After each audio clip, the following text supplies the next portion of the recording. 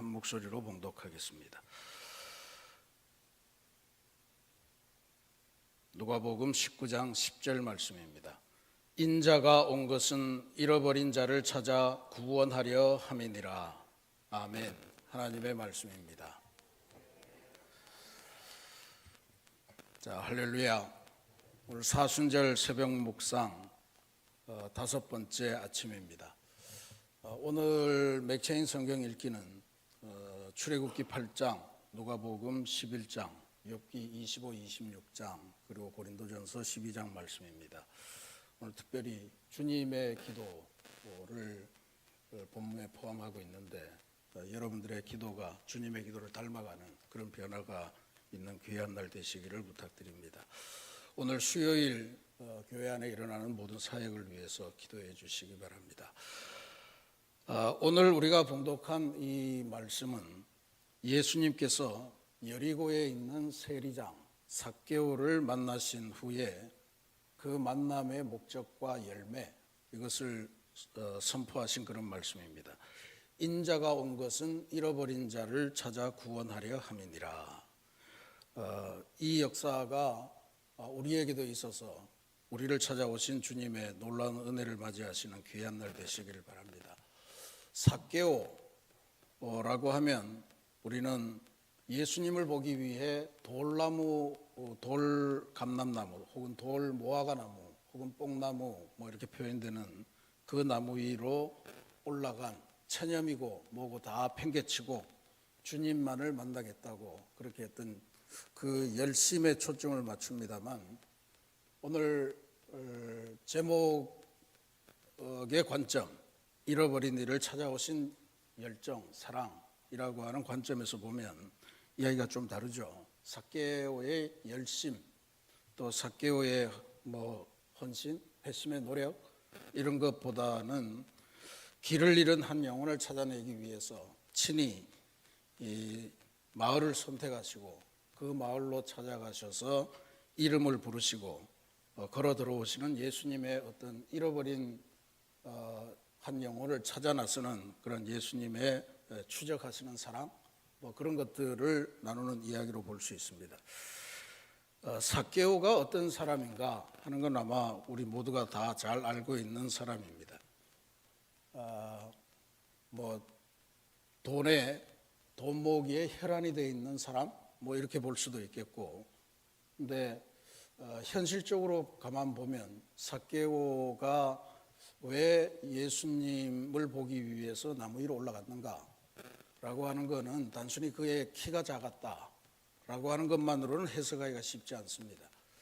수많은 무리 속에서 그는 제대로 의지할 수 있고 제대로 삶을 나눌 수 있고 제대로 멘토링을 받을 수 있는 그러한 스승도 벗도 또 믿음의 동반자도 없었다는 그러한 것들로 상징되는 그러한 외로움의 존재, 그것이 삭개오를 바라보는 오늘 우리들의 눈이 되리라 그렇게 봅니다.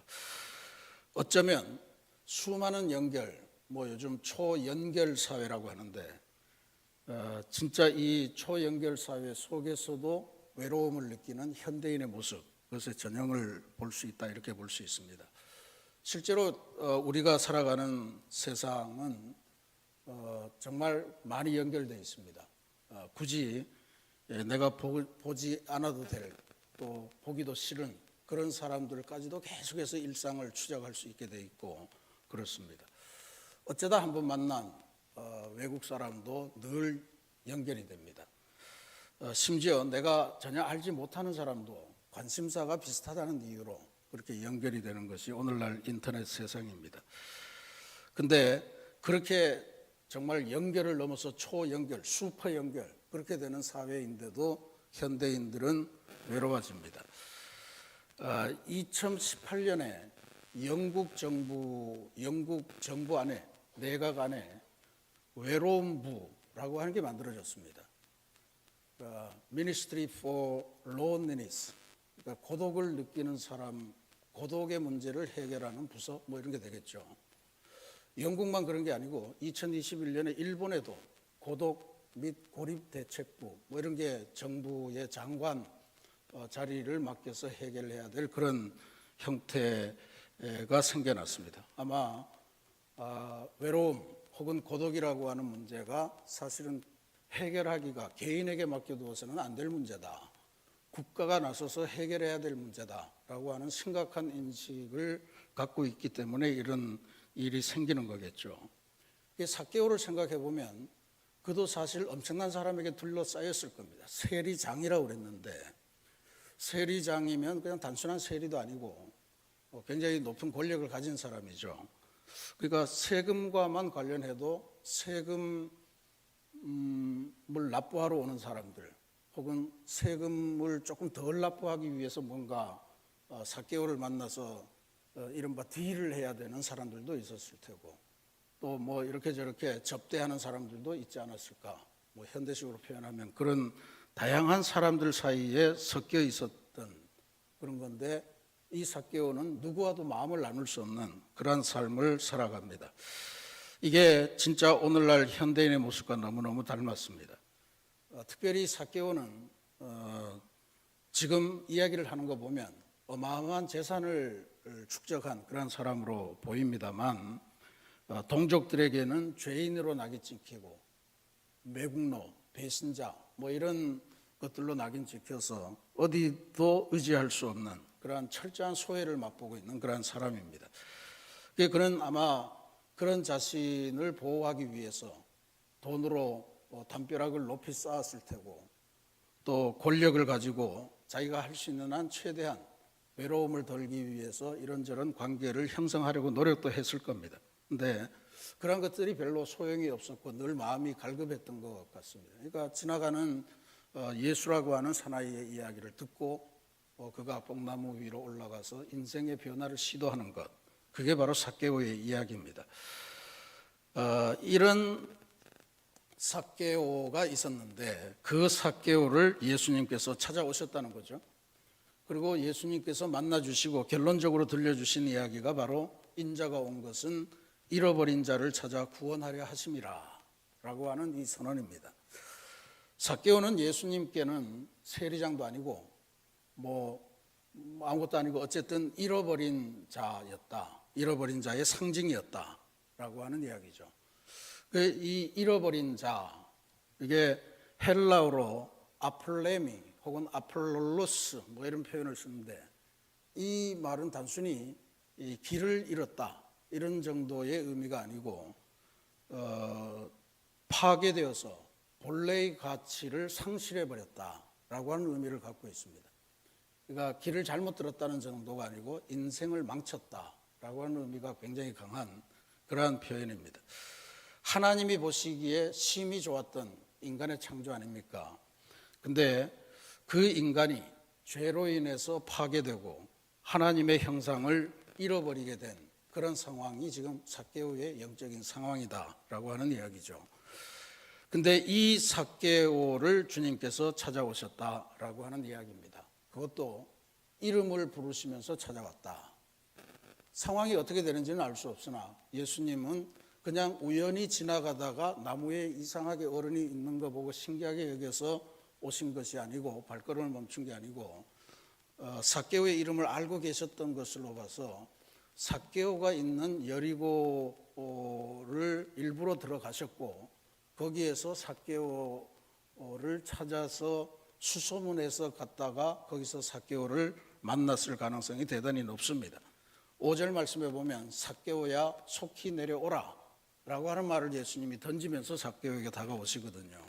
이게 그냥 길 가다 우연히 만난 그런 행운의 사나이가 아니고 주님께서 계획을 가지시고 찾아와 주셔서 만나 주신 그러한 존재다라고 하는 것을 우리들에게 분명하게 보여줍니다. 그러니 그런 의미에서 보면 주님께서는 삭개오의 고독 속으로 삭개오의 인생의 문제 한복판으로 찾아서 비집고 들어오셔서 문제를 해결하시는 그러한 주님을 우리가 발견하게 됩니다. 예수님은 세리장이라는 화려한 명성 뒤에 숨어있는 삭개오의 고독, 소외, 또 파괴된 인간성 이런 것을 깨들어보고 계셨을 것 같고 그래서 삭개오를 찾아서 수소문해서 여리고를 찾아오셨다라고 하는 것을 우리가 분명히 깨쳐야 됩니다. 이번 사순절에 우리가 십자가 아래 생명과 함께라고 하는 주제를 갖고 있습니다만, 이 사순절에 우리가 묵상하는 십자가의 길, 그것은 바로 방황하고 깨지고 그리고 더 이상 회복의 가능성이 없어 보이는 우리를 찾아서 수소문해서 우리의 이름을 기억하시고 우리를 향해 다가오셔서 우리의 이름을 부르시며 이제 그만 내려와서 나와 함께 가자라고 하는 주님의 찾아오시는 그 길이 바로 이 사순절의 의미임을 다시 한번 깨칠 수가 있습니다. 그러니까 이렇게 보면 주님은 죄인 하나가 회개하고 돌아오기만을 기다리는 그러한 끈기의 예수님만이 아니고, 문제가 있는 인생, 또 뭔가가 망가져 있는 삶의 현장, 그곳까지 직접 발을 들이시고 찾아 헤매시는 분이시다. 누가복음은 특별히 예수님께서 천국의 비유를 드시면서 천국은 뭔가를 찾기 위해서 애쓰는, 포기하지 않는 그러한 여인의 마음, 집안에 있는 드라크마를 찾기 위해서, 또 혹은 한 마리 잃어버린 양을 찾기 위해서 온 산을 헤매시는 그 목자의 마음, 이런 것들을 잃어버린 존재, 그것을 귀하게 여기시고 그것을 찾아내시려 모든 것을 다 희생하시는 주님이심을 잊지 않고 기록합니다. 우리도 그렇게 찾아주신 주님의 은혜로 말미암아 오늘 주님의 사람이 되었고, 하나님의 말씀을 보면서 하나님과 동행하는 그러한 사람으로 변화되었음을 놓치지 말아야 될 겁니다. 이것도 인생의 어느 시점에 주님께서 그냥 우연히 우리를 만나주신 것이 아니고, 우리 이 앞에서 걸음을 멈추시고 이제 우리를 불러 세우시는데, 삭개오야 속히 내려와라, 누구누구야 속히 와라, 나하고 이제는 함께 가자, 내가 함께 길벗이 되어주마, 내가 푯대가 되어주마 하면서 불러 세우신 그러한 결과임을 잊지 말아야 되겠습니다. 아울러 이러한 주님의 찾아오심, 주님의 부르심을 우리들의 가족들, 사랑하는 친구들, 사랑하는 우리들의 마품이들에게도 전해주어서 그들도 삭개오를 만난 주님처럼 그렇게 주님을 만나게 하는 그러한 통로로 쓰임받는 역사가 있어야 할 줄로 믿습니다. 이름을 부르며 찾아오셔서 구원으로 초대해 주신 주님의 은혜에 삭개오가 반응한 방식은 여전히 우리에게는 굉장히 중요한 주목할 내용입니다. 주님을 영접한 삭개오의 변화, 그것은 대단히 즉각적이고 실천적이었다. 한번 볼까요? 평생을 자신을 지켜줄 거라고 믿었던, 그리고 쌓아두었던 돈의 성벽, 권력의 성벽, 마음의 벽, 이런 것들을 한순간에 다 허물어 버립니다. 그것도 스스로 허물어 버립니다. 지금 삭개오가 말하는 이 내용을 보면, 내가 가진 소유의 절반을 가난한 자들에게 주고, 또 만약에 속여서 빼앗은 것이 있으면 4배를 갚겠다라고 하는 선언을 합니다. 이 고백이 사실은 삭개오의 미래가 어떻게 될까 하는 걸 짐작할 수 있어요. 일단 재산의 절반을 내주겠다, 대단한 선언이죠.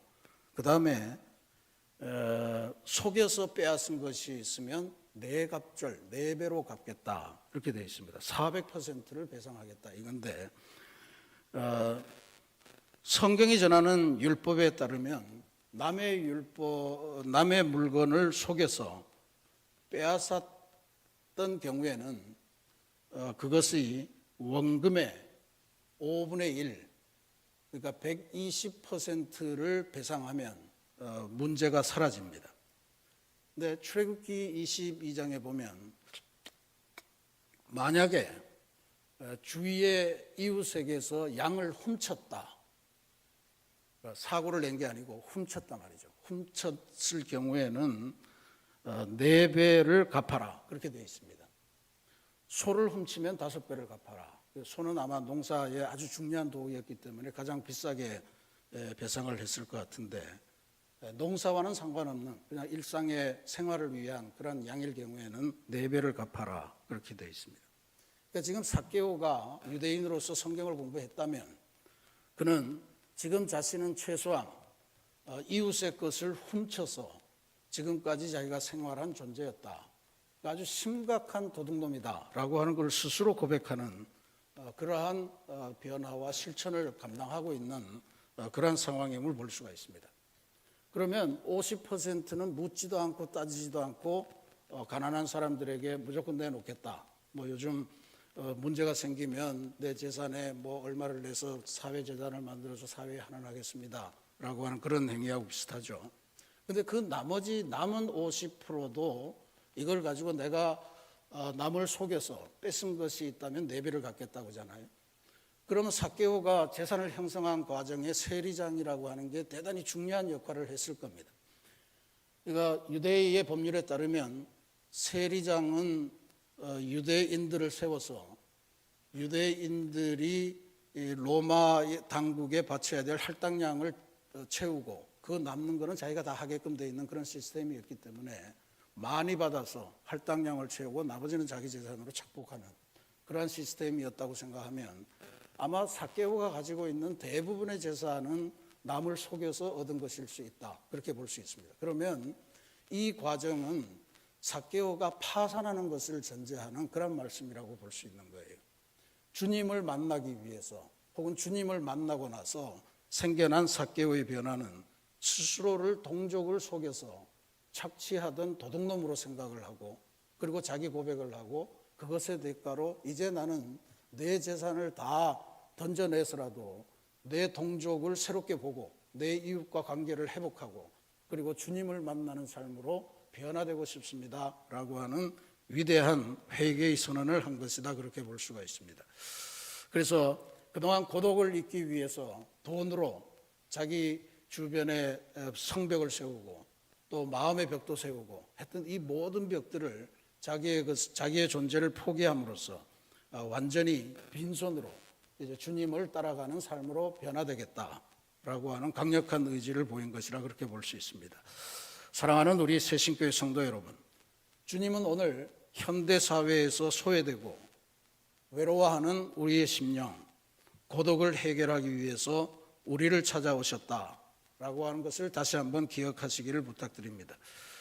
우리가 삭개오처럼 불안을 달래기 위해서 쌓아 올린 수많은 물질의 성벽, 또 특별히 소비의 성벽, 이런 것들은 사실 우리를 진정한 행복으로 이끌지는 못함을 깨닫게 됩니다.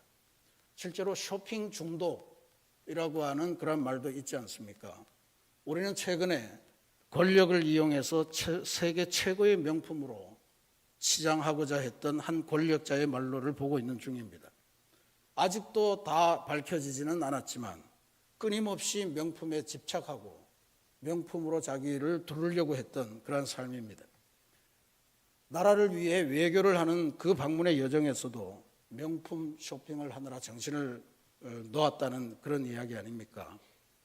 그러니 주변의 사람들이 그가 명품을 좋아한다는 걸 알았으면 얼마나 많은 사람들이 명품 뇌물을 그에게 제공을 했을까요? 도대체 왜 그랬을까? 가장 큰 문제는 그가 명품을 수없이 가졌고 수없이 누렸음에도 명품에 더 목말라 했다라고 하는 것을 우리는 발견할 수가 있습니다. 인간에게는 돈의 성벽이 높으면 높을수록 갈증도 심해지고 우리는 더더욱 외로워진다라고 하는 사실을 삭개오를 통해서도 볼 수 있고 우리의 오늘 삶을 통해서도 발견하게 됩니다. 삭개오가 예수님을 만나고 돈의 성벽을 깨뜨렸을 때 비로소 그는 이웃을 보게 되었고 잃어버렸던 생명의 가치를 품을 수 있게 되었다라고 하는 사실을 우리는 놓치지 말아야 될 겁니다. 그래서 저는 오늘 사순절 탄속 음식의 실천 과제로 이 쇼핑 금식 이것을 제안하고자 합니다. 삭개오가 보여준 그 성벽 깨뜨리기의 현대적인 실천이라고 볼 수 있습니다. 나의 소유를 치장하기 위해서 혹은 내 속에 있는 외로움과 고독을 달래기 위해서 지금 당장 필요는 없지만 마음의 빈 곳을 채우기 위해 하는 쇼핑, 그것을 한번 내려놔보는 하루를 만들어 가시기를 바랍니다. 대신에 그 빈자리에 찾아오시는 주님을 영접하고 주님의 사랑을 체험함으로써 새로운 인생으로 나아가는 그러한 변화와 회심의 기쁨을 맛보는 복된 날 되시기를 기도드리겠습니다. 그래서 정말로 아름다운 사순절의 또 하루, 사순절에 새날을 맞으시는 그런 역사가 있기를 주님의 이름으로 축원합니다.